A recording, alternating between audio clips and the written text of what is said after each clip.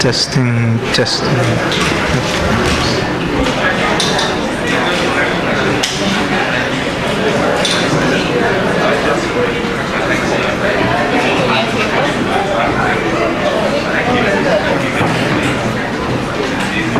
You should run it on top of the table.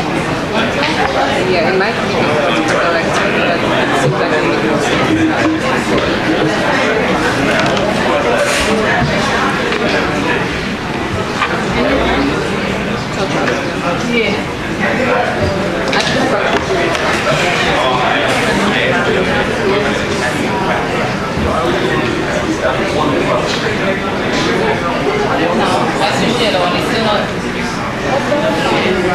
and I tried this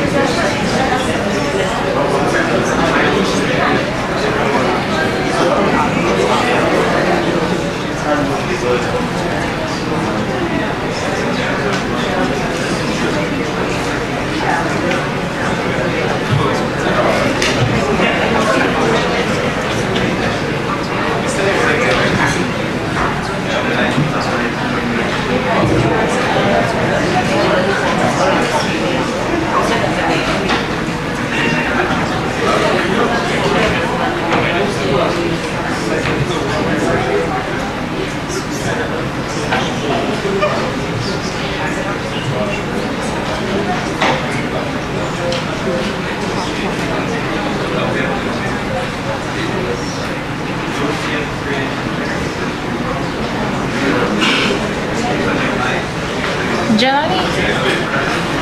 The one in front of you, they're working? The outlets. Outlets. Nothing here working. My laptop is gonna...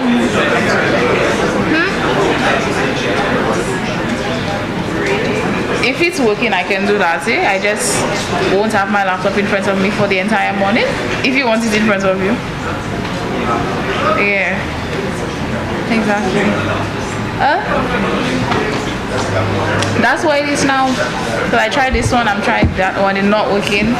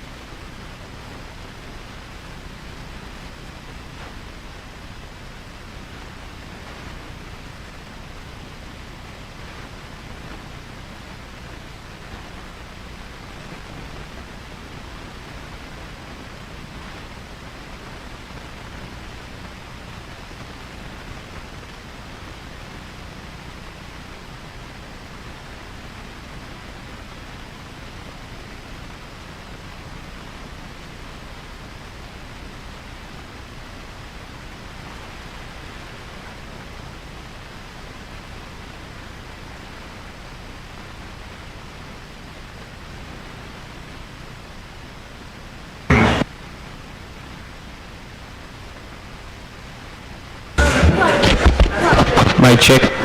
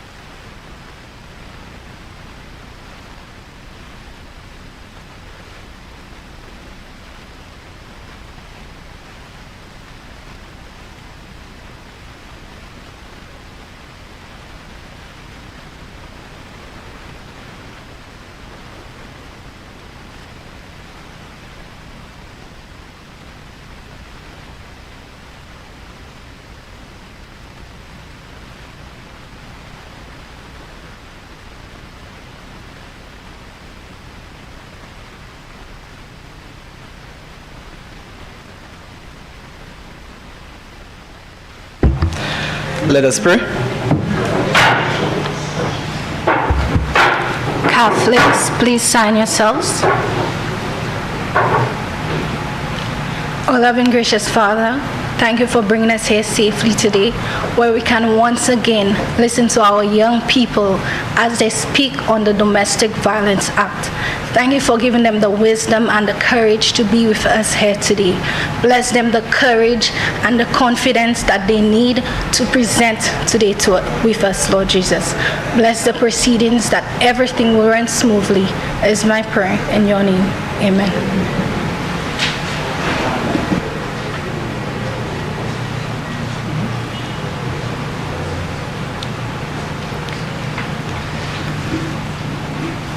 Because it's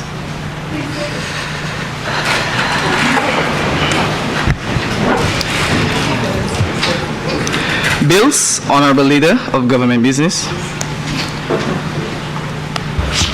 Mr. President, I beg to move the first reading of a bill shortly entitled Domestic Violence.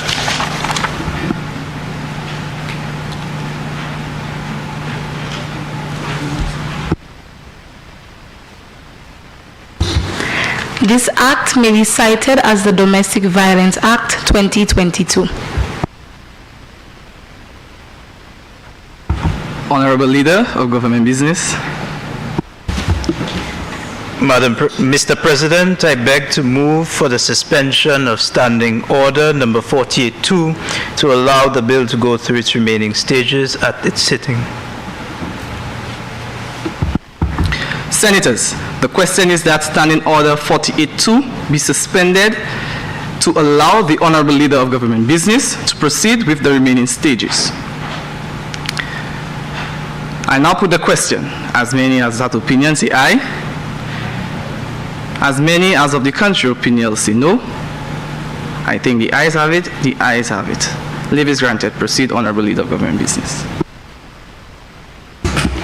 Madam President, I beg to present for the second reading a bill shortly entitled Domestic Violence.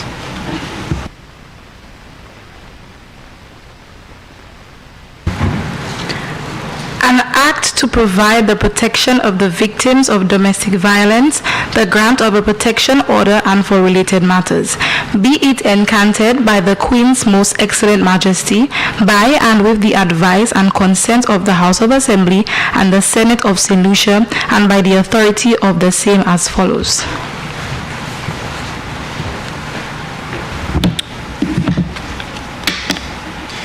Mr. President, I would like this opportunity to acknowledge youth excellence.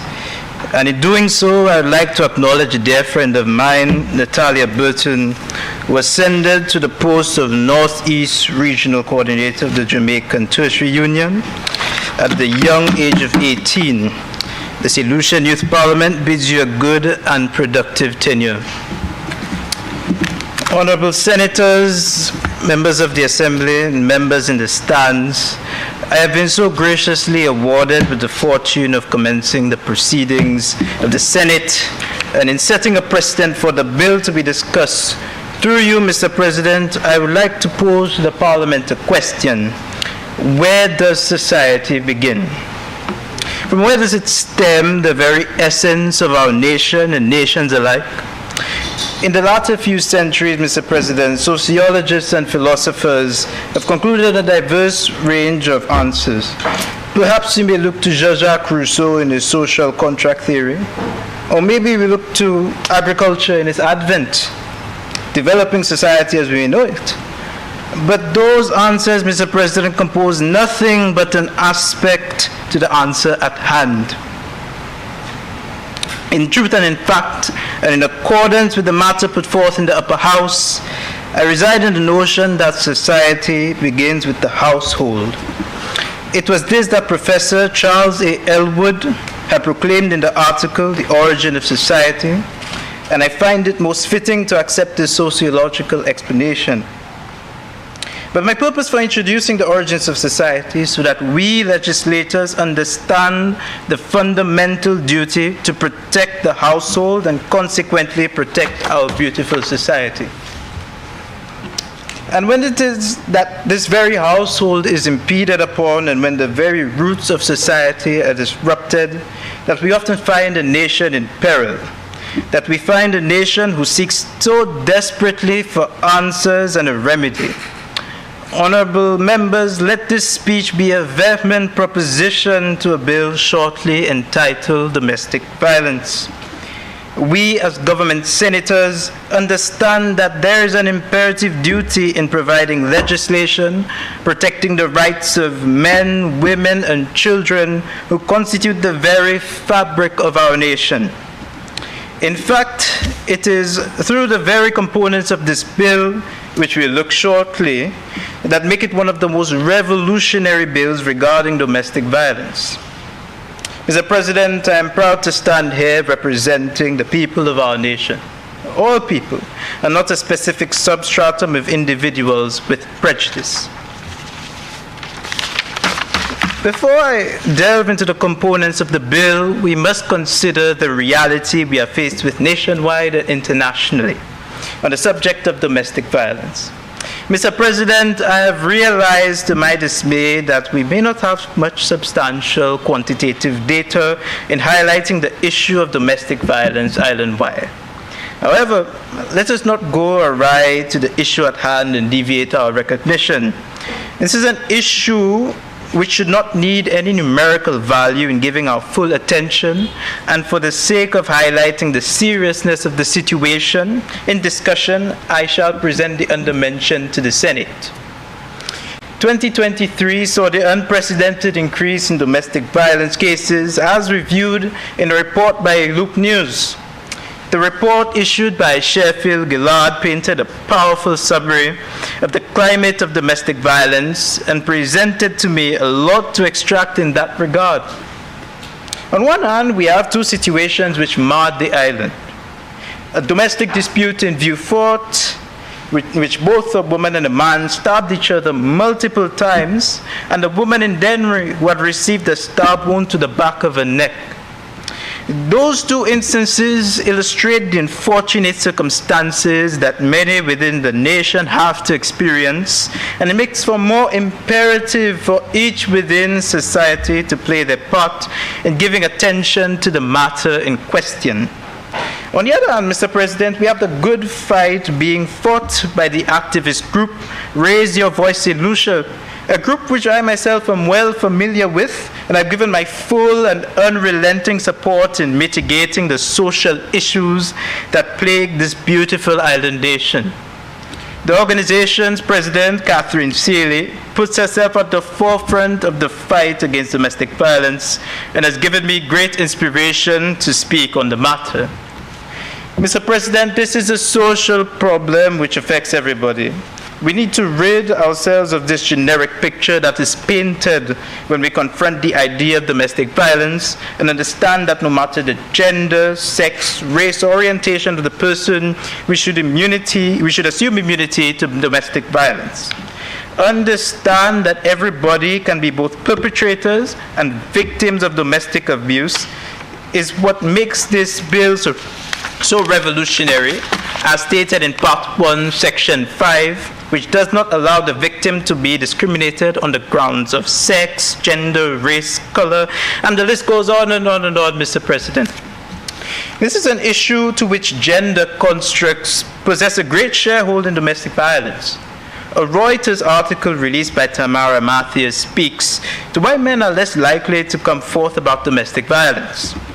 The construct of masculinity works against men in the specific regard as they are less likely to be believed, or rather diminishes their respect and credibility within society. In 2001, Mr. President, a calypso song by the name of Hillary took the nation by storm with his catchy hook and melody. The song describes a man who was constantly being abused by his wife, by being imprisoned and verbally abused. The theme was taken through a lens of comedy and laughter, and maybe it was the intention of the song. Of course, Lucia had released one of the most revolutionary calypsos in his time. But let us not forget that situations like these are indeed real and not a laughing matter. We must allow for a safe space for all to come forth about their situation domestically, and we cannot poke, jeer, or scrutinize people in their moments of vulnerability. However, let us not pretend that this is not an issue which disproportionately affects women. In reference to the article which was released in 2001, Catherine Seeley stated that we must challenge toxic masculinity and harmful gender stereotypes that perpetuate violence within homes. It is our duty to ensure that the women of the nation are protected under the watchful eye of the law. Let it be known that our current administration prioritizes the principles of democracy. And let us not think that democracy is just limited to voting for whichever candidate best represents you, but rather an administration which takes into account the rights of every single human being despite their identity in any regard. Mr. President, I'd like for both you and the Senate to pardon me for my tardiness. I've expounded on what our current situation is in regards to domestic violence, but I haven't given a clear indication as to what domestic violence really is. Now you may be thinking over the course of my briefing of current affairs that an idea of domestic violence had been putting all the heads listening. This is where we go wrong, however, as the picture tells a very small part of the story. I'll not be so generic as to give a one-sentence Oxford Dictionary explanation of such a multifaceted issue, but rather use this revolutionary bill to give a clear and holistic indication as to the situation regarding domestic violence. This approach, which I find most suitable in carrying this task, is to remind the Senate that this is not the first time that we've attempted to deal with domestic violence. The 1995 Domestic Violence Proceedings Act marked the first time in this country's administrative history where domestic violence was given specific legislative attention. The bill is about 12 pages long and gives some level of protection to the victims of domestic violence. The bill defines domestic violence as any act of violence, whether physical or verbal abuse, perpetrated by a member of a household upon a member of the same household, which causes or likely causes physical, mental, or emotional injury or harm to the abused party and or any other member of the household. Whilst this might compose part of the truth, Mr. President, we must understand that domestic violence has many other ways it could render. And this bill excludes many alternative forms of domestic abuse, and as a result negates many from their deserved protection. The U.S. State Department says it's best as it's given more categories in which domestic violence could be spotted. And the list is on the second page, Mr. President. These criteria could be physical, sexual, emotional, economic, psychological, or technological actions or threats of actions or other patterns of coercive behavior that influence another person within an intimate partner relationship. Instead of narrowing ourselves to just physical, mental, or emotional injury, it is important that we include other less recognized areas. I'd like to redirect the House to the stipulated definition within the bill. And in doing so, I implore each and every senator to recognize within this bill that there is inclusion of economic abuse. An economic abuse which encompasses the avoidance of financial obligation, provisions for the alienation of both movable and immovable property, and other provisions too numerous to mention. The very fact that I cannot place every single consideration in regards to just economic abuse makes this bill all the more holistic and applicable. This bill sheds light on another lesser mentioned form of domestic abuse, which is in regard to stalking and cyber stalking. Mr. President, the preceding act, which was passed in 1995, couldn't have possibly anticipated for the rise of the internet and its consequences thereafter. It is for this that this bill gives its utmost consideration to the very specific forms of domestic violence, which could have gone under the nose on the law since 1995. Mr. President, I'd like to start this segment by quoting myself dearly, by saying that injustice is our casus belli and we're going to war. Before one speaks on any social issue, one must recognize more than anything, this is not an issue which we as parliamentarians are exclusively provided the rights to speak on, but rather we are just co-belligerents to a greater war which is being fought by every sector within society and the international community. In 2011, the Istanbul Convention was ratified by the Council of Europe in an effort to combat domestic violence within Europe. This convention received 45 signatories and had received influence from a number of legislations, assembling a momentous convention which aids in the combating of domestic violence and supporting of women's rights. This comprises just a part of the multilateral fight against domestic abuse. In my speech, I mentioned Catherine Seeley, who was the president of the group Raise Your Voice in Lucia, who actively fights against domestic violence within the country. However, another organization committed to the fight would be that of the Vulnerable Persons Unit in the Royal St. Lucia Police Force, which is tasked in dealing specially with cases relating to domestic abuse and other social problems alike. Girls of a Feather, Youth for Gender Equality, Raise Your Voice Incorporated, and many more organizations are committed to the fight against gender inequality, and I find it imperative of us legislators to appreciate and all the fight by passing legislation making it easier to hold domestic abusers accountable. Mr. President, justice is the most important consideration of drafting a bill in preventing a social issue such as domestic violence. What happens when all the damage has been done? I've given the utmost attention to all in that regard. One of the most assured parts of the bill is the granting of an interim protection order. This is to ensure that the victim is given protection under the law and that the perpetrator has no influence which could further impede on physical, mental, and emotional well-being of the abused. This allows for the applicant to make an ex parte application helping in sheltering the abused from any abuser by sending a court document without any notice to the other party in the situation. Senator, you have 2 minutes remaining. Mr. President, we prioritize the safety of the victims of domestic abuse. We understand that we cannot provide for any horrendous act to be perpetrated multiple times. Before I close, Mr. President, I'd like this segment to be a call to action. Many of my colleagues in the lower house so sincerely stated that legislation is not the end. In order to materialize this bill, we have to consider that we have to use measures in implementing the components of this bill. To start, it is very important that every woman, man, and child within this nation understands their rights and understands that our government has zero tolerance for domestic violence. Declaration of a revolutionary bill in the grander scheme barely fixes anything, and we shall only use legislation as a reference to which we implement measures in both curing and preventing domestic violence island-wide.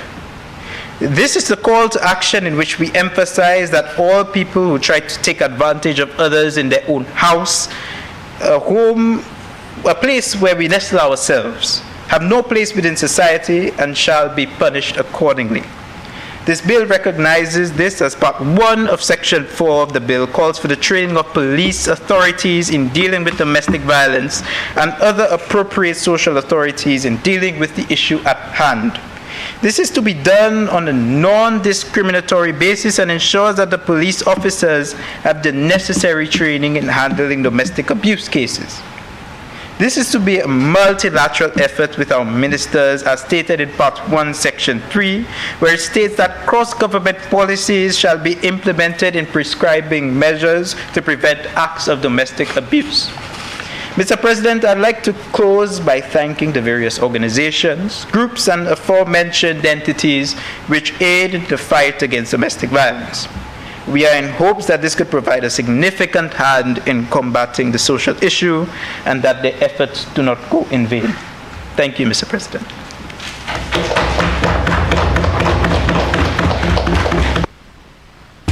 Senator Averill.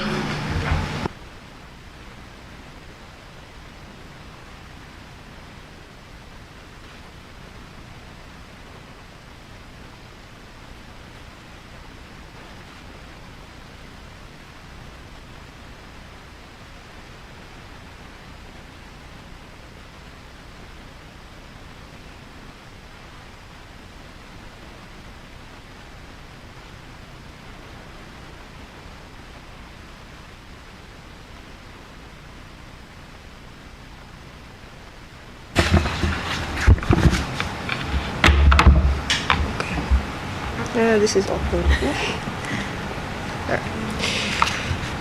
Good morning, Mr. President. Is that mic on? Mic on? Good morning, Mr. President, and to you, my fellow honorable senators, honorable members of the lower house in our midst, and our virtual and in-person audience. Good morning. It is my firm belief that this domestic violence bill is one such bill that is beyond dispute. And it is because of this belief that I was so thoroughly disappointed by some of the arguments I heard from the honorable ministers earlier this week. I was seated inside the House when I heard the honorable member for Castries South suggest that we deal with the issues and backlog of cases within our judicial system before implementing another act, another bill. While I will not deny the presence of issues and unresolved cases within our judicial system, the notion that there is anything more important than ensuring the safety and protecting the fundamental rights and freedoms of the citizens of this country is one I do not believe any person should possess. Domestic violence, as defined by this bill, is an offense which violates a plethora of the fundamental rights and freedoms afforded to our citizens, namely, but not exclusive to, their fundamental right to life, personal liberty, and protection from inhuman treatment. As stipulated by Chapter 1.01, Section H of our Constitution, whereas the people of St. Lucia consider that individually each person has duties towards every other and to the community and is under obligation to observe and promote the rights, freedoms, and values recognized in this Constitution. Mr. President, as both parliamentarians and citizens of this country, our duty to protect and nurture the fundamental rights and freedoms of our people, rights and freedoms that could be desecrated by domestic violence, is constitutional. And it is because of this duty that despite its few flaws, I am in full accordance with the implementation of this bill. The provisions of this bill are progressive enough to not only expand the definition of domestic violence beyond just physical abuse, as well as expand the variations of relationships within which domestic violence may occur, but they acknowledge that both a victim of domestic violence as well as a perpetrator can be anyone, regardless of sex or age. I doubt many children at home are watching, but those children, according to the Honorable Prime Minister, who have no ID card or social security number but think they can treat their parents anyhow, now would be a good time to reevaluate. In addition to those stipulations I have already made mention of, the bill outlines the non-discrimination of victims. Part 1, Section 5, subsections 1 to 2 stipulate that a public officer or other person providing a service to a victim under this act shall not treat a victim in a discriminatory manner. That is, discrimination on any grounds, inclusive of but not exclusive to the victim's sex, marital status, race, religion, sexual orientation, disability, or age. In an article written about this domestic violence bill, the Star refers to our society as one, and I quote, shaped in the crucible of discrimination and violence, end quote. The hope, Mr. President, is that alongside fighting against domestic violence in our society, the aforementioned provisions of this bill will assist in ridding our society of this alleged crucible of discrimination and violence. Now, in recent years, our nation has come to adopt a culture of individualism, where the individual is prioritized over the community. The ideology that that's not my business, that's their business, poses significant detriment to our people, especially where the mistreatment of our people is concerned. Another hope, Mr. President, is that the provisions of the bill will help to cultivate a culture of community and understanding in St. Lucia that is without limitation. In an island so small, an island whose people are arguably one of its most important resources, such a culture is nowhere near as prevalent as it should be. I believe that the lack of specifications on who is allowed to make a report to a police officer with respect to an act of domestic violence will make a significant impact on our people's sense of responsibility for one another. Furthermore, according to Part 2, Section 8, subsection 2 of the bill, a police officer shall respond to each report of an act of violence, domestic violence, by conducting an investigation whether or not the person making the report is a victim. Therefore, in addition to the expected increase in our society's sense of responsibility, the provisions of this bill will ensure that our people's voices are heard. An arguably more efficient feature outlined in the bill, at least with respect to the children of our nation, is in Part 2, Section 7, Subsection 5. A person referred to under Subsection 4, that is, a psychologist, a registered and licensed health practitioner, a registered nurse, an assigned officer, teacher, or any person who is in a position of trust or authority towards the child, who without reasonable cause fails or refuses to make a report to the police officer, commits an offense and is liable on summary conviction for a fine not exceeding $1,000. In my eyes, Mr. President, this provision serves as yet another driving force for our people to take accountability and be their brother's keeper.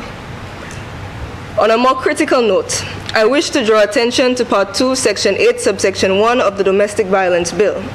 Where a police officer receives a report under Section 7, the police officer shall visit the scene where the act of domestic violence is committed, has been committed, or is likely to be committed to conduct an investigation. I share similar concerns with the honorable members of the opposition with regards to the absence of a stipulated time frame within which a police officer is required to act subsequent to receiving a report. One could argue that the word shall, which is indicative of mandatory action, implies immediacy. However, with respect to an offense as grave as domestic violence, the implication of urgency is by no means sufficient. While I believe no person is inherently malicious, especially a person charged with a responsibility as heavy as that which is bestowed upon a police officer, there is always a chance, slim or not, that a cry for help could be ignored. A chance could very well become nothing. A chance could also be the deciding factor of whether or not a victim of domestic violence lives to see another day. Thus, it is my informed opinion that the stipulation of Part 2, Section 8, Subsection 1 of the Domestic Violence Bill be amended to include that the police officer must visit the scene immediately after receiving the report. Mr. President, at its very core, the Domestic Violence Bill is human. One can further argue that its inherent humanity is the reason the opposition suggests so many amendments and zeroes in on every single discrepancy. We all want a perfect solution to a dire issue. However, perfect is not human, nor is it realistic. The fact of the matter is that there will never be a perfect bill or a perfect act, and there will always be more that we can do. Nevertheless, a need for more should not negate the need for change. The Honorable Prime Minister spoke of the so-called right time and place for these conversations, but it is my philosophy that the right time for anything is a myth used to justify wasting more time. And in my opinion, there is no better place for these conversations to begin than in these chambers. After all, it is our duty as appointed and elected leaders to take care of our country. More importantly, it is our duty as citizens to take care of each other. Thank you.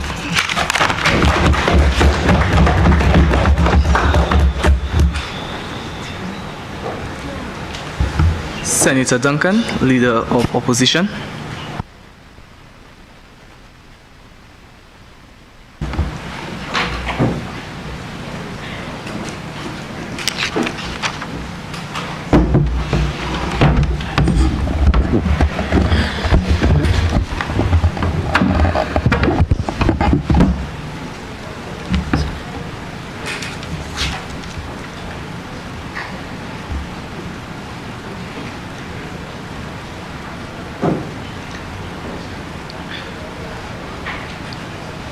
Pleasant good morning, Mr. President, Senators.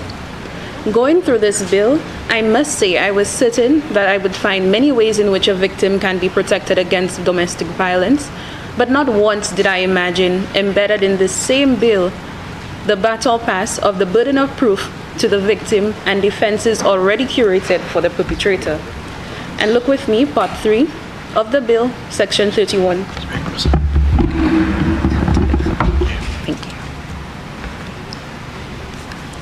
Part 3 of the bill, Section 32(1), and I read, bond of good behavior in lieu of final protection order or penalty.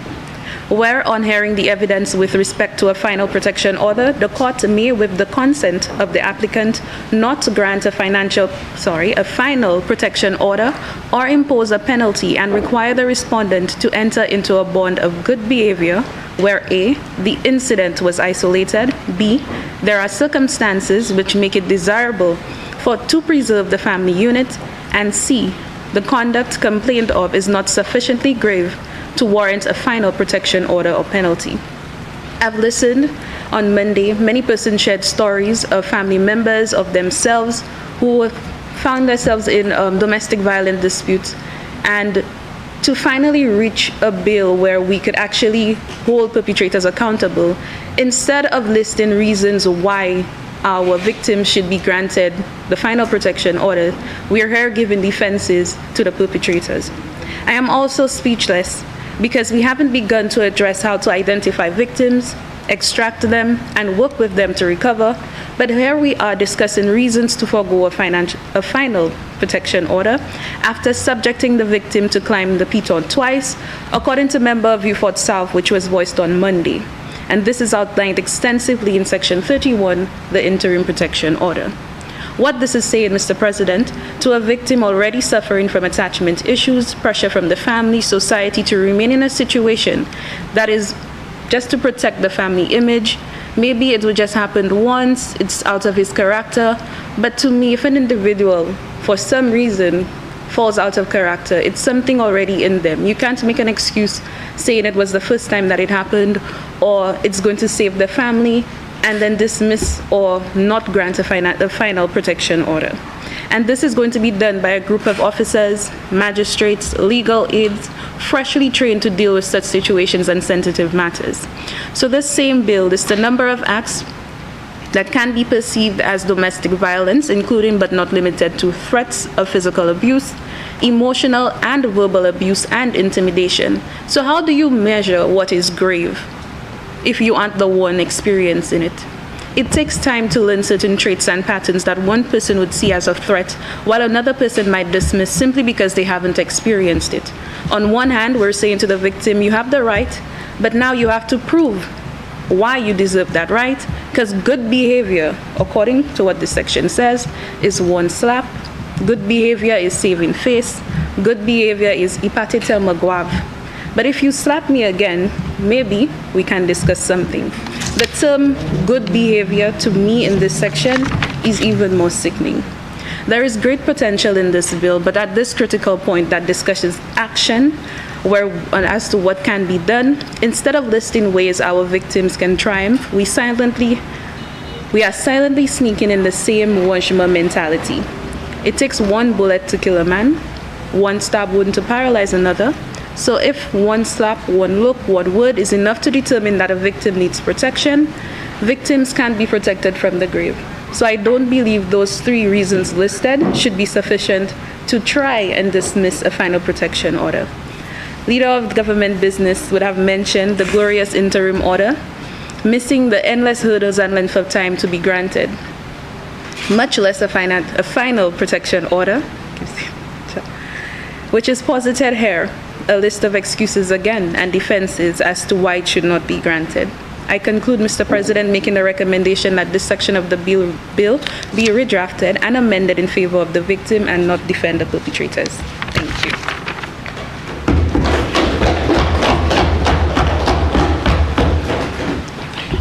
Senator Alphonse.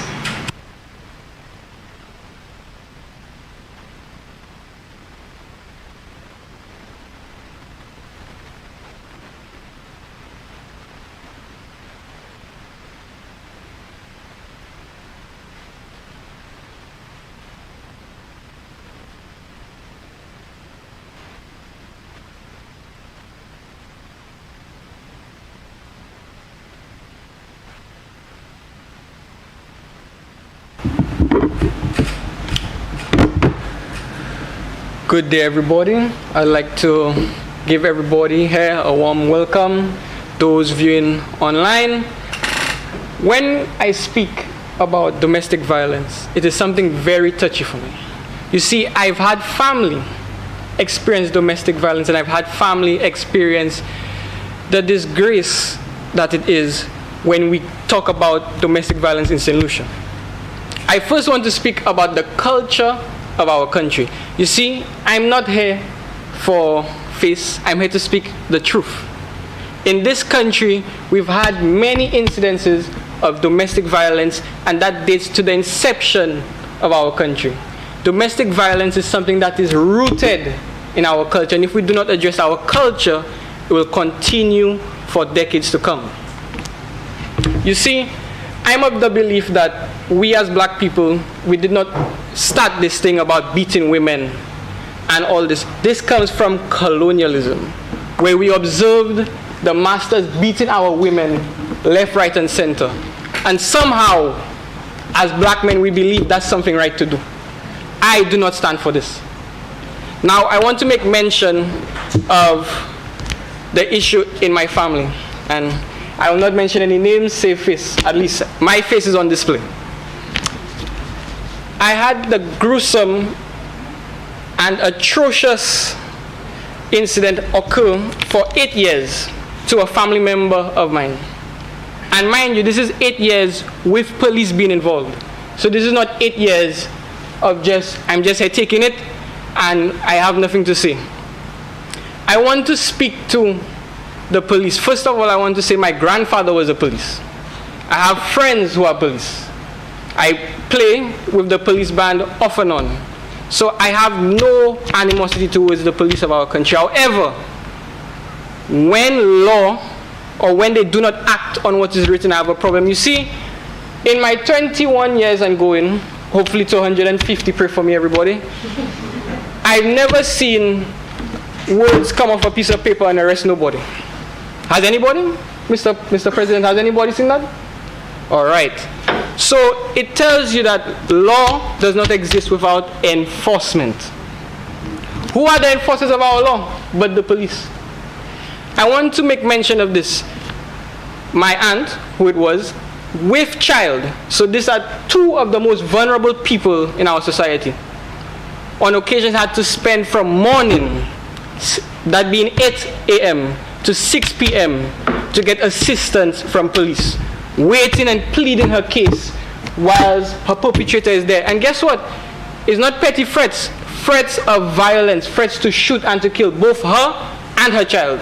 Yet still the police, well, you know, with our vehicle, this and that, but yet still, everybody know in this country what they do with those vehicles when they go and they check whoever. But yes, so you want to sit in a station and tell me, well, you know, they're not giving us no money. Let me tell you, it is a disgrace to see a woman and child sitting at the station an entire day, police officers walking left, right, upstairs, downstairs, yet still nobody's attending to her. Where is the justice in this place? Where? I've seen this go on for 7 years. And you want to know how it concluded? My aunt had to write to the chief of the Supreme Court, not the Supreme Court, apologies, of the family court, being not even the magistrate took it seriously. Only when that occurred, she got some sort of restoration. However, it should not be that way. Why must I go to your supervisor to make you do your job? Is that fair to anybody? No. This is a disgrace. And I'm tired of seeing women, child, even men go through domestic violence without anything happening. There's no way somebody can threaten your life and the police officer telling you, well, you know, there's nothing I can do. What is this? And to make matters worse, even if you call on your own credit, they give you attitude.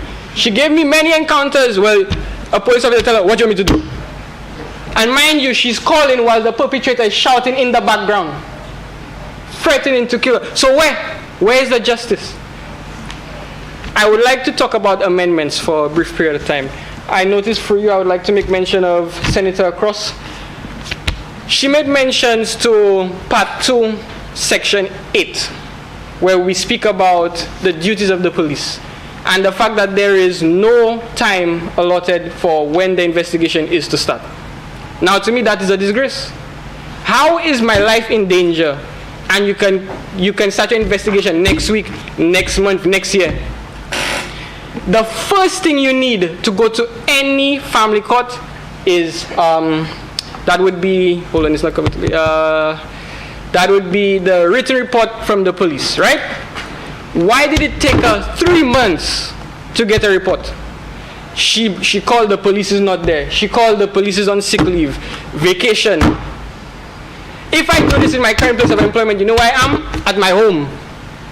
If you do not want to be a police officer, if you do not want to serve this country, stay at your home. Let somebody else take it. Now, in conclusion, I would like to leave you with some words from a Calypsonian. His name is Achiever. I had the pleasure of witnessing most of the Calypso competition. He said, "The wheels of justice are moving too slow, while crime continues to grow. Every man is his own judge and jury, settling the score immediately." You see, not everybody is going to take it easy. You have to think about those young men who are in those same situations. Most of them will retaliate, and you know who the police coming after? Not the one who started it, huh? The one who finished it, who finished their job for them. That is not right. And it would be an atrocity on my part if I didn't come and at least speak some sort of truth. I'm not here for the political arena. I'm here for my people, and I'm here to ensure everybody gets justice. Thank you.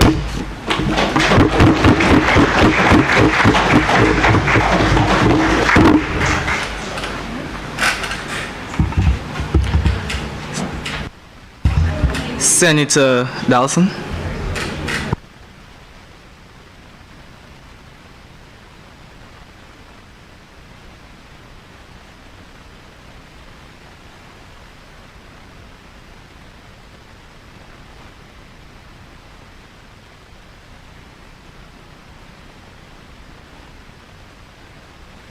Jesus.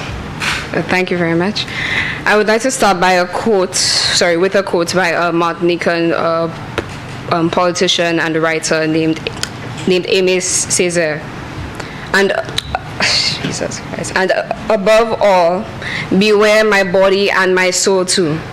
Beware of crossing your arms in the sterile attitude of the spectator, because life is not a spectacle, because a sea of sorrows is not a proscenium, because a screaming man is not a dancing bear. And I wish to reiterate that this sitting is no spectacle. It's not it's not the second coming of the prophetic politician who will come and change our lives for the better. So, I hope that I hope that by the standards set by Jacques Steffort, Jesus Christ, Alexis, that my speech will set the imagery of what he considered to be marvelous, that being a people wrapping its conception of the world and of life, its faith, its hope, its confidence in man in a great justice, and the explanation which it finds for the forces antagonistic to progress. Now this act, the Domestic Violence Act of St. Lucia, it is punitive, and it would otherwise address or try to prevent the recurrence of instances of domestic violence, whereas Section 3, subsection 1A vests in the Minister for Gender Affairs the responsibility to prevent acts of domestic violence. For the benefit of the viewership, I will read this as follows. Powers of the minister. The minister shall develop and implement effective, comprehensive, and coordinated cross-government policies prescribing measures to prevent acts of domestic violence. The way I see it, Section 3, subsection 1A is the pièce de résistance of this bill, and this way it provides the raison d'être for this marvelous contribution. But first, an appreciation of the current state of affairs is needed. Now, I borrow from Johan Galtong's Violence, Peace, and Peace Research his premises that 1. The lines between personal violence and structural violence are too blurred to distinctly separate one from the other, and 2. That structural violence oftentimes presents as psychological violence, and Frantz Fanon as well uses similar premises in Black Skin, White Masks. Now, when a community bands together to bludgeon a suspected Majinwe, who is in truth a dementia patient who wandered out of her home, when a gunman puts a hole or holes through the sexual and reproductive region of a young woman, and that inspires people to advocate on the morality of cheating rather than the morality or lack thereof of gender-based violence and femicide. Would it suffice then to prosecute only the perpetrators? Absolutely not. An indictment needs to be made on the culture that gives credence to these actions and reactions of our people. So never mind Kudme, that's far in the review mirror. We save our morals for our family, our partners, and well beyond that. It's just, see for yourself. We think we have a sense of community in this country, but that's just fragmented collectivism. It's always an us versus them, if we even have a concept of who them in particular is. In such a situation, there cannot possibly be generalized trust. It's not, if this is not the portrait of a dysfunctional community, I don't know what is. This is demonstrably a disaster for our socioeconomic scape because, well, if I cannot trust you, I will not give you my money. My money goes straight from my bank account into some, foreign place. Now, just a sidebar, I think this is important. I made a special attempt to try and keep my money in this country to, buy this outfit. I gave my money to a store and I got a shirt with a hole in return. Right? A very good example of what I'm talking about here. Now, let me put it this way. An invisible hand has its grip on this society, orchestrating the most absurd realities for the people of St. Lucia. Now, I will stick up in that, but bear this in mind. Working adults are ordinarily underpaid, which incentivizes them to work overtime. Meanwhile, children have no spaces for recreation, so during the day, they fight in the streets, during night, they frequent the cabarets and clubs. At least once a month, somebody comes on the news to say, oh, well, discipline the children to eradicate the violence and discipline them more for them to go straight home after school. And then for those who are disciplined enough to go straight home after school, they are over-monitored by their parents, and that allows for fights to break out when you just stay in a house with, the same people every day all the time. And all over the airways we're interrogated, condescended even. Oh, esu sav kikote ishuye. No. Personne pas sav kikote ishuye parce que tous les jours la café yon de 3 fois 3 by jabla manger ti mama. And yes, the devil is alive and he is well fed, and I'm not talking about the devil in the Bible. I'm talking about the devil described by Derek Walcott. I'm talking about the invisible hand of the colonial powers that shape-shifted into the invisible hand of a tourism-dependent country. When we take into account our lack of workforce participation, high unemployment, underemployment, successive administrations making competition with each other to be surpassed by the tourism industry as the largest employer in this country. When you take into account the trauma of your home smelling of the inevitable death of your mother or grandmother or nene or power or whoever it is that is being eaten alive by cancer or diabetes under your roof, if you have a roof, right? When you take into account the traumatic smell of a drunkard father, when you take into account, the people who are still suffering personally, displaying signs of psychological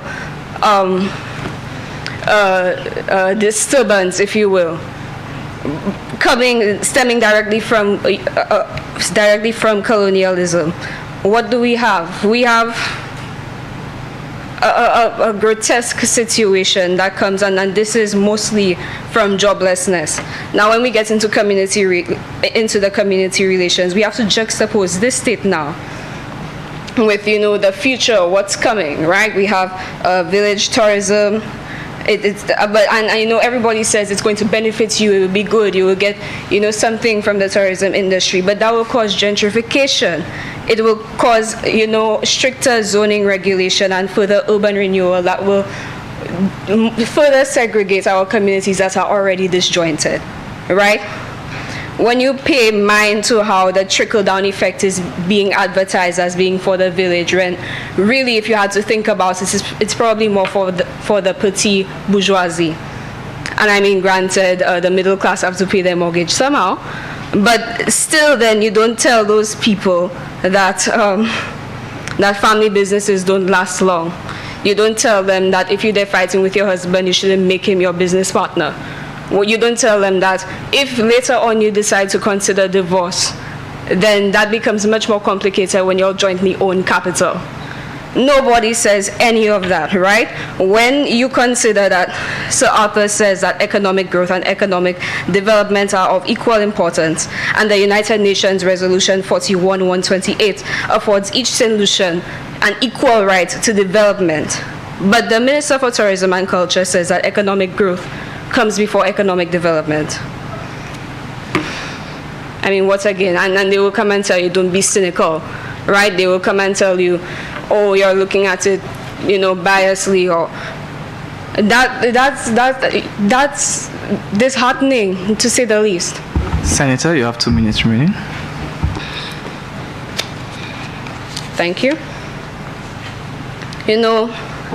This invisible hand is ever so busy poisoning St. Lucia as the world's playground, but our children hardly have any for themselves, right?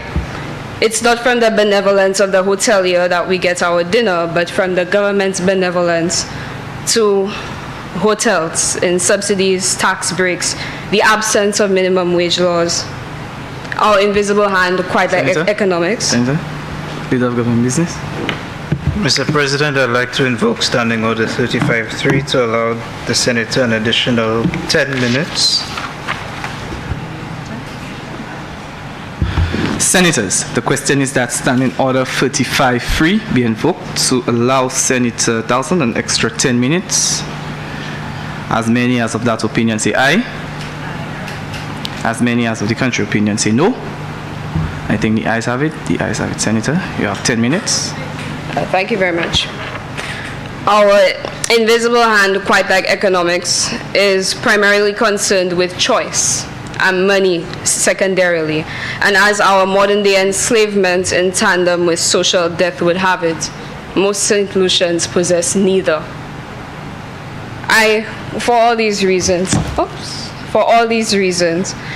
I call for the administrative separation of tourism from culture, meaning that prime ministers to come should no longer assign the minister with responsibility for tourism responsibility for culture as well.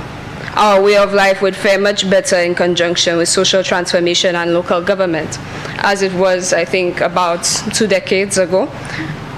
And especially local government, given that community togetherness, a psychosocial sense of community does very good for victims of domestic violence. Local government, I would think, would be the best thing that you could pair culture with, as opposed to it being in the shadow of its biggest predator for the past 10 years.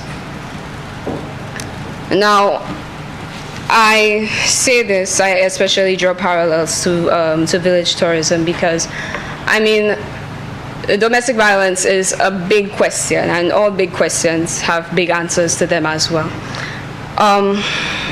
One of the tiny answers that I will put forward is third places. Very simple. The first place is the home, the second place is work or school, a third place is someplace apart from that, because you cannot expect somebody to live their life in repetition, going from house to school and house to school and house to school every single day. That's frustrating. We need another space for people to socialize. Socialization does not stop at you teaching your child the ABCs. It's a constant process. There are adults still who are in need of socialization, and third places do just that. As it stands, our third places are the Castries Market, cabarets, the cashews market, people doesn't see the egg, I said, let's go by the market, so people don't do that. And as for cabarets, that's very exclusive. Well, it should be exclusive of the youth, but still we have bartenders serving to them and so further degrading them, causing them to go home and fight with their parents, their siblings, fight with people at school. That's not right. And as for our natural ones, well, Sir Derek Walcott himself, our celebrated Nobel laureate, died lamenting almost every day on the news about, oh, they put a hotel there, they put this there, they put that there. And it's still happening up to a day like today, and we say that we respect him. We say that we respect Sir Arthur Lewis. That's not true. Third places, it's very simple. At the very least, if you're not going to provide a space, a physical infrastructure to facilitate people's intermingling, then at least let us keep the third places that nature afforded us, and let us protect them. Let us actually make use of them. Let us not be exclusive of them, because, well, domestic violence, that's not to say that it only happens to poor people, but poverty especially exacerbates the situation. Now, you cannot empathize with somebody, you cannot sympathize with somebody that you could hardly see. If you hardly even know that, poor people exist, then how could you even advocate for their protection where domestic violence is concerned? We need to have spaces that actually bring society together instead of further bring it apart. Now, these changes may come refreshingly as raindrops to flaming earth or as violently as a flash flood. But it has to come, and it will come by all means in one way or another. Regardless of what anyone thinks about it, a better way of life will wash over all of us. Some things will die, some things will get lost in the process, but life must and will continue amidst all of it. Let there be third places, these watersheds of culture, that are unafraid to erode at that which is no longer important and no longer necessary at this time. Let it allow the older people to adapt and see new things and experience new things. Let it nurture the youth that we have, keep them close and keep them well. And let it chart a better trajectory for us here in St. Lucia. I thank you.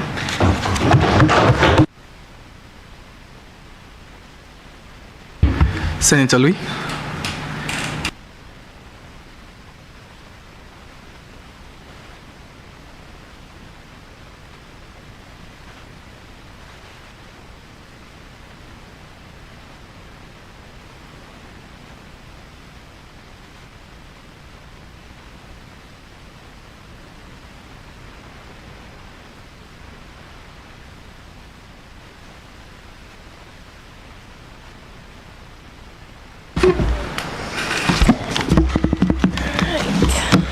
Good day, Mr. President, members of the House, those here and online viewing us. I'm here today to speak on this bill, a guideline to our Justice Department, a beacon of hope for victims and survivors, and proof that our statistics on domestic violence will minimize. This bill supports survivors' safety and well-being by providing legal safeguards and support structures. It contributes to addressing the issue and promoting a safer society for further generations. In this bill, the definition of domestic violence is detailed and branches out to more than just physical abuse. Verbal, economic, and cyber stalking are listed, to name a few.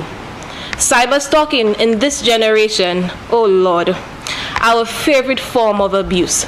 With so many young people having phones and access to the internet bullies with their Twitter fingers harassing and spreading pornography are their tools for destruction. This bill turns the Wi-Fi off on these individuals with words that leave a mark that medicine can sometimes never heal. Mr. President, this bill helps take the burden of looking, or shall I say begging for help, off the shoulders of victims. This bill ensures that every act of domestic violence that is reported is investigated. Police officers will list all rights to the victim without prejudice every time victims are told their rights and the resources available, including shelters, counseling, and protection orders, ensuring that all matters enter the family court and is dealt with. The abuse almost always starts in the home.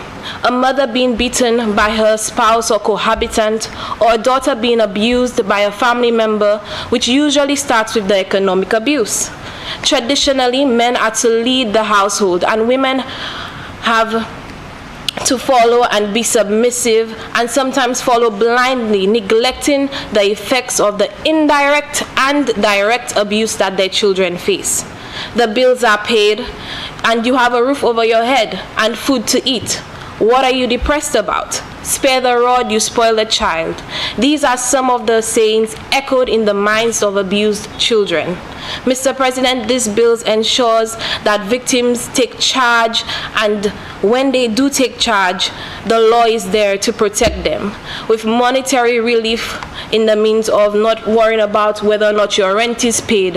If that duty is of the man of the house, that duty remains that of the man of the house. Mr. Speaker, this bill ensures that almost every aspect of domestic violence is addressed. And this bill, this summary bill, sanctions are not all. It ensures that the acts of grievous harm by domestic abusers are dealt with. It does not stop at a 5-year sentence or a measly 10K. It extends to the criminal act. This proves that there will be justice. Mr. President, the home should be a safe space to rest and feel the weight of the heavy societal responsibilities lifted, not being there sad and depressed, waiting for the next hit or hiding under a bed or something. This is what this bill represents. Let us not welcome domestic violence to the doors of our home, our safe spaces. Thank you.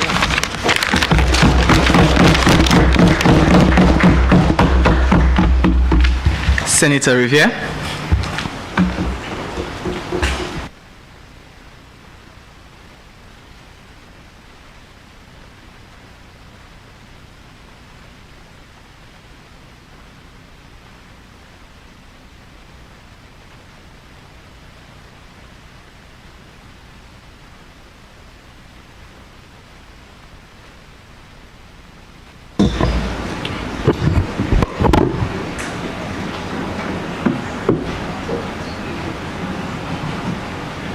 Good morning, Mr. President, honorable senators, honorable ministers, guests present in the House, and those listening via live stream. I bid you a pleasant welcome. The bill in question of today is the Domestic Violence Act 2022. Relationships are the foundation of human evolution. Even Adam in the Garden of Eden had to get a helpmate in order for him to be fully happy in that perfect world, according to Genesis chapter 2, verse 18. In other words, Adam did not feel complete without Eve. The way we interact with what's around us, our environment, and how we interact with each other has a significant impact on our physical, mental, and emotional well-being. Simply put, Mr. President, healthy relationships have a positive impact on us, how we view our world, and interact with it.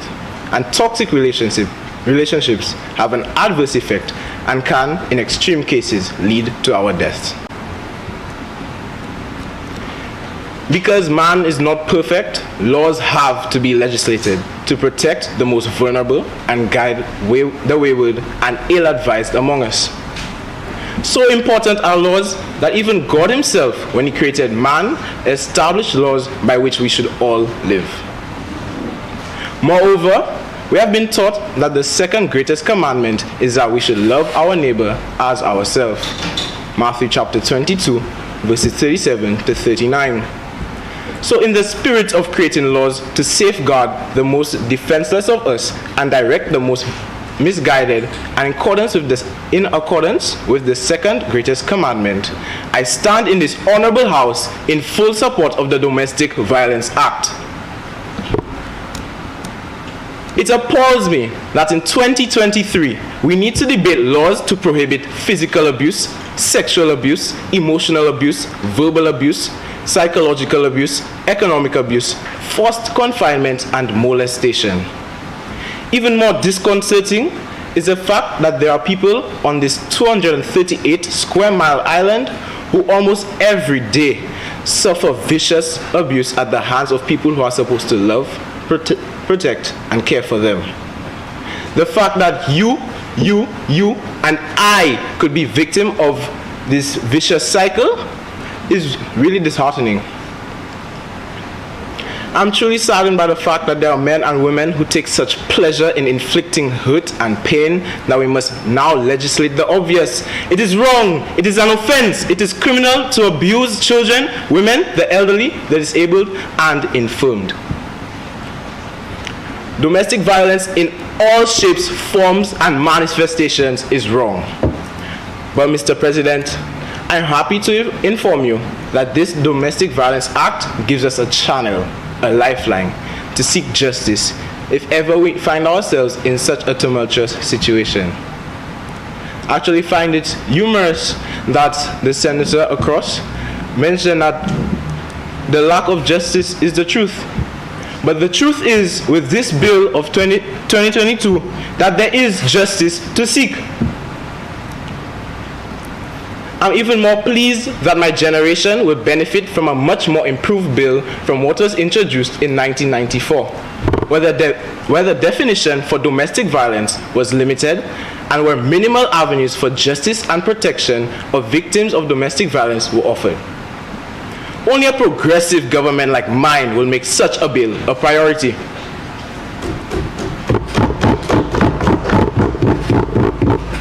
From my point of view, I have no lack of belief in the theoretical function of this bill. The previous bill left us at the mercy of the people who were supposed to enforce it. Law enforcement officers were given little guidance and protection to execute their duties and oftentimes found themselves in danger of prosecution after taking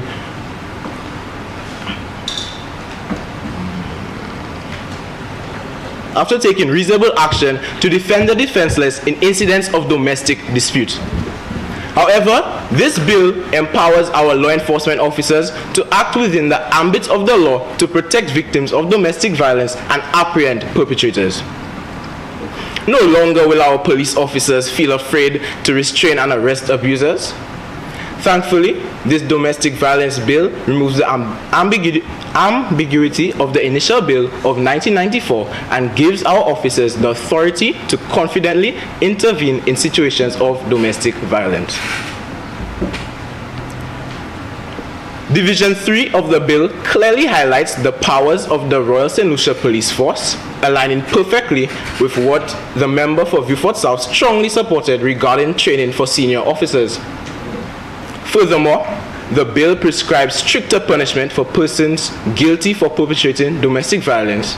In so doing, it is my hope that would-be abusers will be discouraged from committing any acts that violate rights of others as outlined in this bill.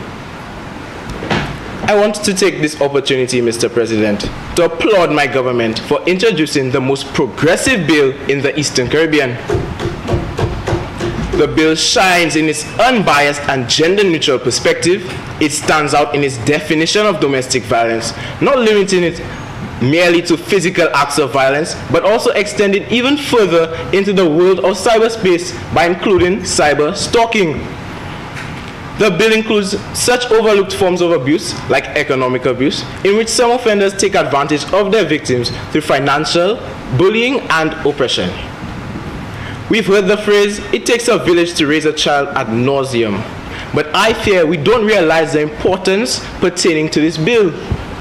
The domestic violence bill outlines the role of the village in identifying and reporting domestic violence and goes further to prescribe punitive measures for persons who look away and allow abuse to fester.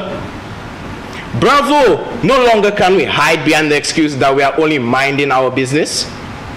We must now play our part and recognize our role in the village of St. Lucia's children. To the critics of the bill, I want to state categorically that it isn't the bill that has a problem, but it is the lack of widespread information about the bill and the little speaking up about domestic violence cases. If we all take responsibility to educate the people around us in our social circles and networks, we can save a life. Let me put the use of the phrase, "it takes a village to raise a child," into context for you. If everyone around me in my village makes it a priority to know and eradicate domestic violence cases, I assure you whoever objects will slowly conform to it. If you are surrounded by people with positive mindsets, more than likely, we will adopt a positive thinking of the world.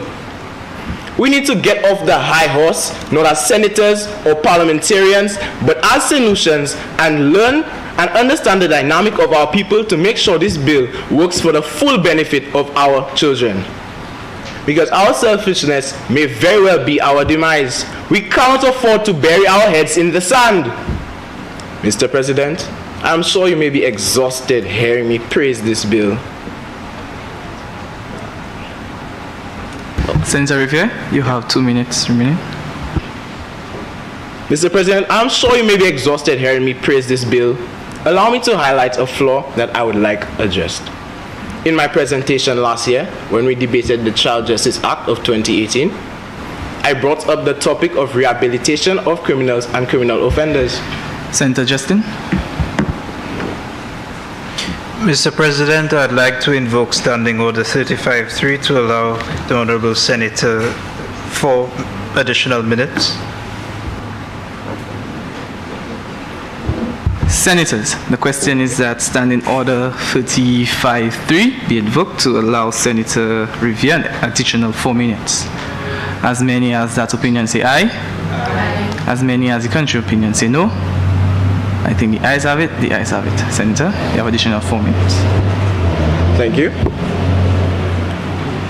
Of course, when the law works, the victim gets justice, but what happens to the accused? Who is to say, while spending 5 years in prison, for example, the person's main aim after getting out is to hunt and kill the reason they believe they were imprisoned for? Mr. President, like members of Parliament on Monday begged, I also implore rehabilitation, rehabilitation, rehabilitation. It is imperative that the Bodily Correctional Facility serves its purpose as a correctional facility and focus on the rehabilitation of inmates so that, having served their sentences, inmates can safely re-enter society as reformed individuals ready to contribute positively to the development of our nation. I would like to end with a quote from J.K. Rowling. We are only as strong as we are united, as weak as we are divided. Let us unite in support of this progressive bill. I thank you.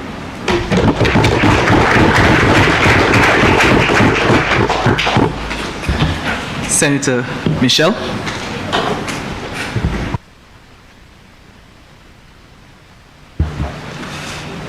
Mr. President, members of the Honorable Senate, my fellow St. Lucians, both here, virtually, and in the diaspora. Let me first start by stating emphatically that I'm in full support of this very progressive Domestic Violence Act. And with everything else man-made, there is always room for improvement. Therefore, a few notable areas need for attention include, but not limited to: 1, the effective training, monitoring, and evaluation of law enforcement officers, which encompasses police officers, court personnel, corrections, and other public officers and other social organizations. That is to say, that there seems to be currently the resistance by family court for a ruling. Most times, victims and perpetrators are under the same roof. Imagine you living with a man or living with a woman, you're in court with her, over a domestic violence case, you testify, you go home, and you have to be in the same house with the person. It does not call for more licks, more violence, more abuse from your perpetrator. On a second note, the court sometimes turn against the victim during that process. Doesn't that exacerbate the issue further by causing more damage to the victim? To add insult to the injury, after you have so many delays, the court ends up turning on you, the penalties and the implementation and impose of the stipulated penalties by the act is not implemented by the court. The perpetrator sometimes ends up with a slap or risk or nothing at all. It begs the question, are these officers not trained enough to avoid the aforementioned? Secondly, we must nip it in the bud. Sensitization of the Domestic Violence Act is essential, and we should start with our children, starting in the schools, using the education system through health and family life education or social studies, teaching our children what is acceptable and unacceptable behaviors in relationships or general social behaviors by others. Number 3, domestic violence. Domestic violence is an unacceptable thing by anyone, whether it be woman, child, or man. After the perpetrators are apprehended, I believe that a risk assessment should be conducted by whether it's the law enforcement officers or the family court to assess the root causes of the domestic violence, instead of just arresting them and placing them in jail or fining them with $5,000 or $1,000, just putting a band-aid on an open wound. In conclusion, there is a need for a special unit to aid the 24 officers that are currently in place to deal with domestic violence.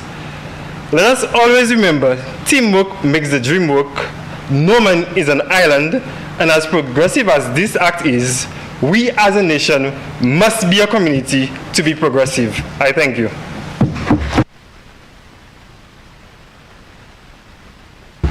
Senator Hippolyte.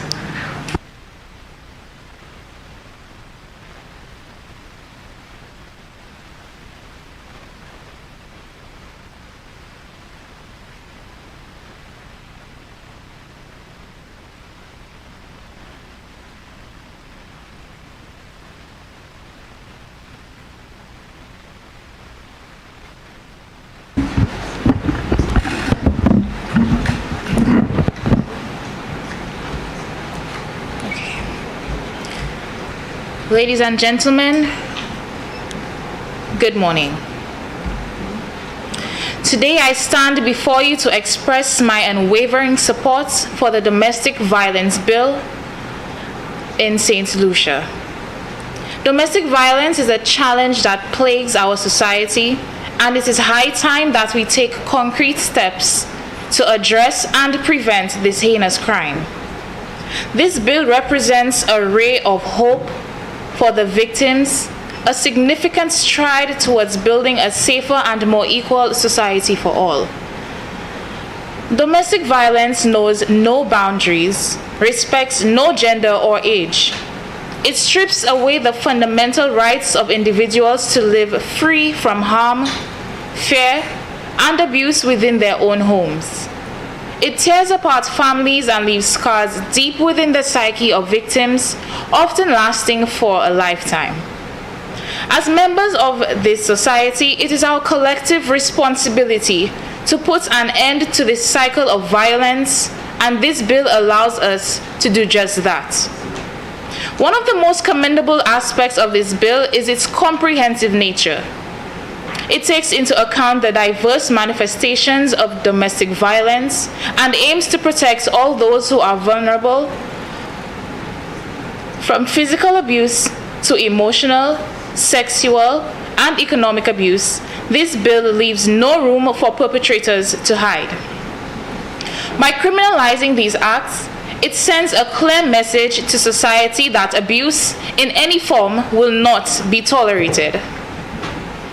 Moreover, the introduction of restraining orders within this bill is a crucial step towards empowering victims and providing them legal tools to break free from violent situations.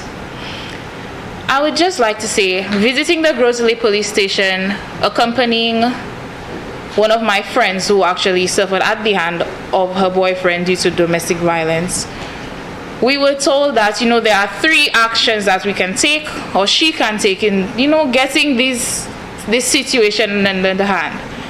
She can either request that the police warn the gentleman, request a restraining order, or she can take the matter to court. So clearly we can see that we have steps that persons can take to freeing themselves from the abuser.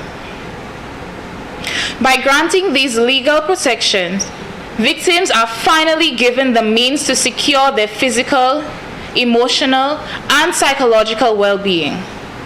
It not only emphasizes their rights, but also serves as a deterrent to potential abusers, creating a safer environment for everyone. In addition to protecting victims, this bill recognizes the need for rehabilitation and support for the offenders. By offering counseling services and imposing harsher penalties, it aims to address this issue at its root. It is essential to acknowledge that violence is a learned behavior, often rooted in underlying psychological or societal factors. By providing avenues for change and rehabilitation, we can work towards reducing the prevalence of domestic violence in the long run. If we wish to eradicate the poison of domestic violence, we must make dedicated efforts to ensure the victims get the help they need to remove themselves from these situations. I believe one way we can achieve this is to prevent the victims from recalling their report on their abusers. How many times have we heard that, victims have gone to the police, they've made their reports, they go back home, a few days later, oh, I changed my mind. He said he's sorry, or she said she's sorry. We've made up. This is another way they basically keep themselves in the hole. We don't want to enable their abusers. We don't want to keep them in the same cycle, making a report, recalling it, going back, coming back a month later, making another report. Why should we allow them to put themselves back in the boxing ring? If our police have gone to the homes where they're being abused and confirmed their story, I believe we should go right ahead to charge their abuser. We should not give the victims a chance to be manipulated into recalling their statements. Critics may argue that this bill is probably intrusive or that it infringes upon individuals' rights. However, we must recognize that our rights end where another's nose begins. This right to live free from violence and fear far outweighs any perceived infringement on personal autonomy. Moreover, this bill serves as a necessary preventative measure, intervening before situations escalate to irreversible consequences. As I close, I urge you all here today, the senators, policymakers, public servants, as activists, and citizens of St. Lucia, to lend your support to the domestic violence bill. Let us embrace this opportunity to create a society where abuse is not tolerated, where victims are empowered, and where everyone can feel safe within their homes. Let us be the agents of change, working together to build a future free from the shackles of domestic violence. Thank you.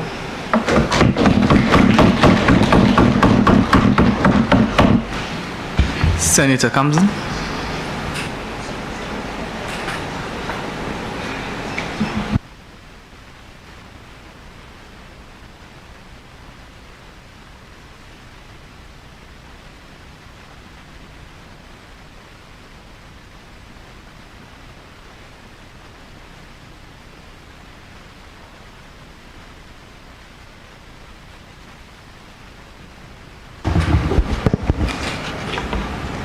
ladies and gentlemen, distinguished members of the Senate, esteemed guests, and fellow citizens.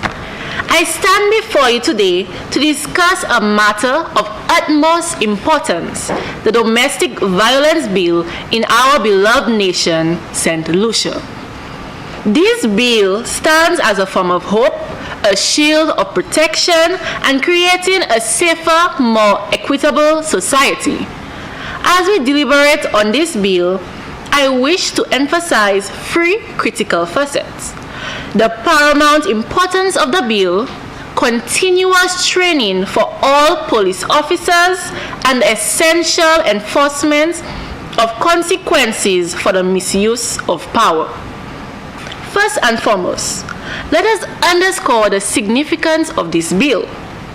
Domestic violence is a pervasive issue that festers in the shadows of our society.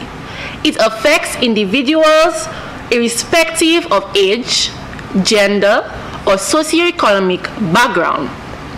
Here are two examples highlighting the severity of this problem. Case number 1. A woman shared a harrowing experience of domestic violence. She was abused by multiple partners and even contemplated suicide. Case number 2. The mother of a mother reported the incestuous rape of her teenage daughter. She was murdered by her abuser. These examples underscore the urgent need for measures to combat domestic violence in St. Lucia. The domestic violence bill is a significant step towards addressing this issue. Mr. President, the bill is important as it serves as a testament to our commitment to eradicate this social malady and ensure the safety and dignity of every citizen. This bill is not just a piece of legislation. It is a statement that we, as a nation, will not tolerate with violence within our homes. This bill also emphasizes the training of criminal justice and health authorities. Our police officers must be equipped with the necessary skills and knowledge to handle domestic violence cases with sensitivity and professionalism. This training will ensure that victims are treated with respect and understanding that their cases are handled promptly and effectively. Certainly, there is a study that investigated the responses of officers to case scenarios of officer-involved domestic violence, or IDV, before and after they participated in the National Prevention Toolkit on an online training. The study found that officers' response from pre to post-training indicated the increased likelihood of reacting to scenarios with desirable victim-supportive behaviors, including an increase of arrests and filing of internal reports. Another example is the DA Matters training program launched by the charity Safe Lives with the theme Transform the Police Response to Domestic Abuse. By challenging officers' attitudes and behavior. Forces that have used the face-to-face course, which involves discussion with survivors, report a 41% increase in domestic abuse-related arrests, according to Portsmouth University research. These examples demonstrate how training can equip officers with the necessary skills and knowledge to handle domestic violence cases effectively, leading to a decrease in such cases. However, it's important to note that continuous efforts are needed to ensure all officers receive such training and are properly equipped to handle these situations. Mr. President, enforcement of this act is paramount. We must ensure that those who misuse their power are held accountable. This bill also outlines clear consequences for police officers who misuse their power. This serves as a deterrent and ensures that justice is served. In conclusion, we must wholeheartedly support this bill and commit ourselves to its effective implementation. Let us work together to protect the vulnerable, uphold justice, and build a society where domestic violence has no place. Thank you.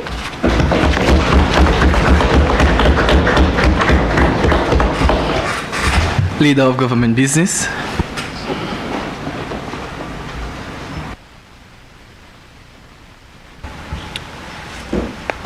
Mr. President, I stand here today after discussions and the bilateral understanding of the overarching theme of justice and equal equity for all.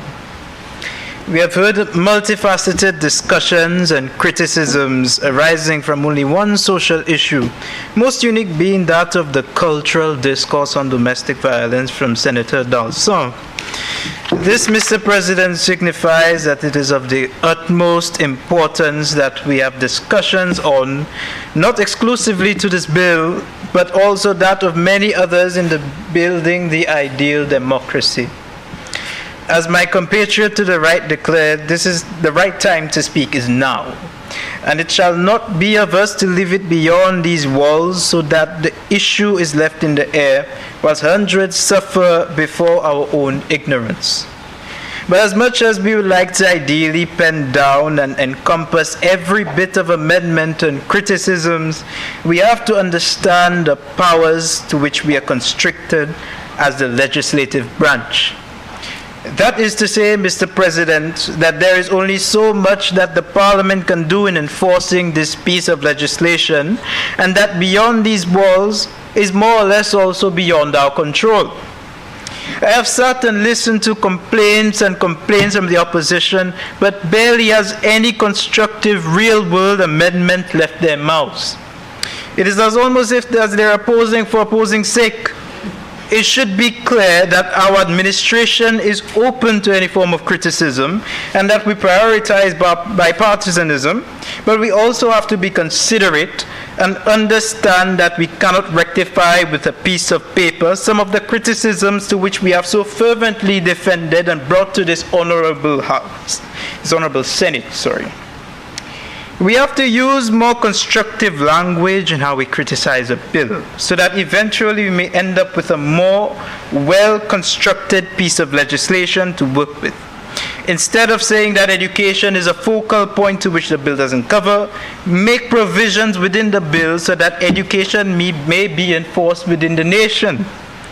Instead of criticizing the abuse of power within the police force, we should ensure that we allow for amendments within the bill to evoke the need for punishment and fines. This applies in every situation, and quite frankly, I am not too pleased with the approach taken by the opposition. When we bring problems to the table, Mr. President, we have to bring solutions. We must remind ourselves that discussions are only the start and not the entire process, and that education and execution only emanate from what we as honorable members of Parliament and the Senate would discuss. It is for this I shall give my closing by stating more than anything, behind every bill is a piece of legislation lies voices hereinbefore, discarded and mislaid, so much so that we convene here with new ideas and a bilateral effort in ensuring that the icon of democracy, the Honorable Parliament, stands as an efficient force for improving the lives of St. Lucians. A paragon of virtue and intellectualism, so that we may not be faulty in dealing with the lives of men, women, and children of the nation. I thank you.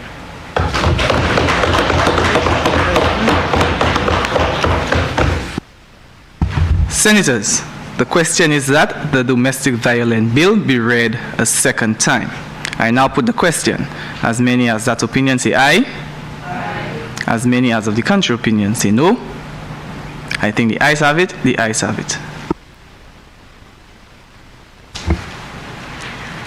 An act to provide the protection of victims of domestic violence, the grant of a protection order, and for related matters. Be it encanted by the Queen's Most Excellent Majesty, by and with the advice and consent of the House of Assembly and the Senate of St. Lucia, and the authority of the same as follows.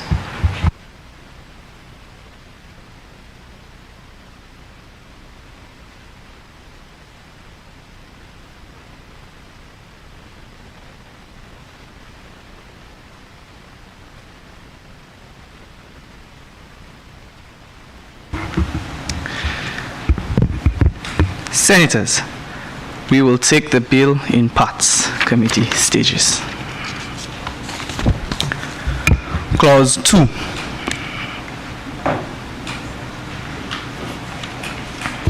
Interpretation. Clause 2 stands part of the bill. Clause 2 stands part of the bill. Aye. Part 1, clauses 3 to 5.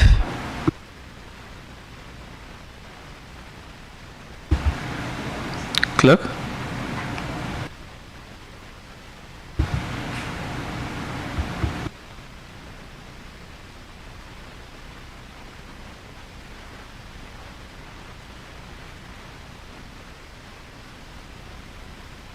Powers of the Minister.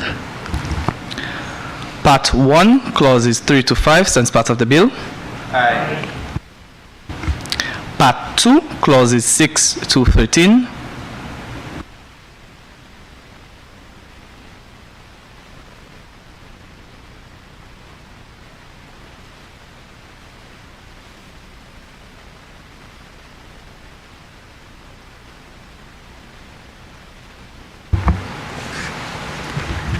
Prohibition of acts of domestic violence. Part 2, clauses 6 to 13 stands part of the bill. Part 3, clauses 14 to 48.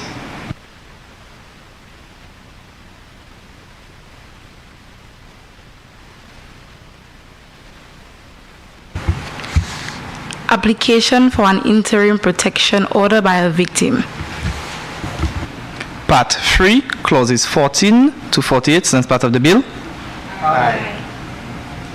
Part 4, clauses 48 to 51.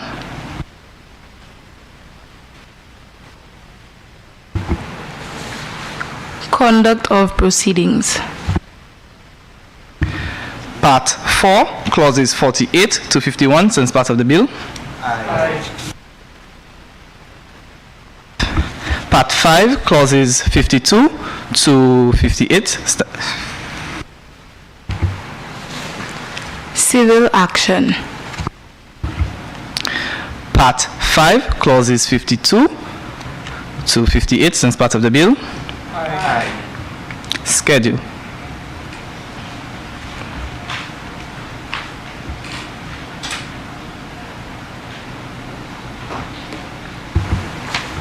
Information to the victim and applicant regarding his or her rights. Schedule stands part of the bill.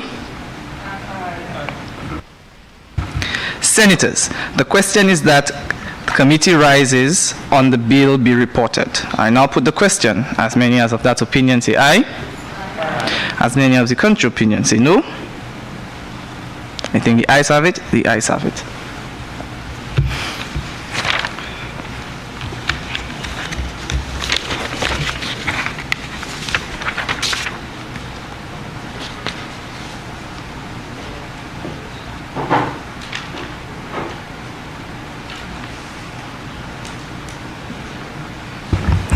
Senators, I beg to report that the domestic violence bill went through committee stages without amendments.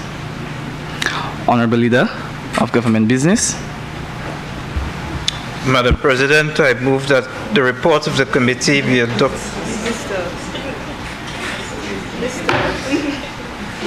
Mr. President, I move that the report of the committee be adopted and the bill be read a third time and passed. Senators, the question is that the report of the committee be adopted and the domestic violence bill be read a third time and passed. I now put the question. As many as of that opinion say aye. Aye. As many as of the contrary opinion say no. I think the ayes have it. The ayes have it. An act to provide the protection of victims of domestic violence, the grant of a protection order for and for related matters, be it enacted by the Queen's Most Excellent Majesty by and with the advice and consent of the House of Assembly and the Senate of St. Lucia and by the authority of the same as follows. Leader of Women Business. Mr. President, I move that the Senate stand adjourn sine die. Senators, the question is that the Senate do stand adjourn sine die. I now put the question. As many as of that opinion say aye. Aye. As many as of the contrary opinion say no. I think the ayes have it. The ayes have it. Sitting adjourned.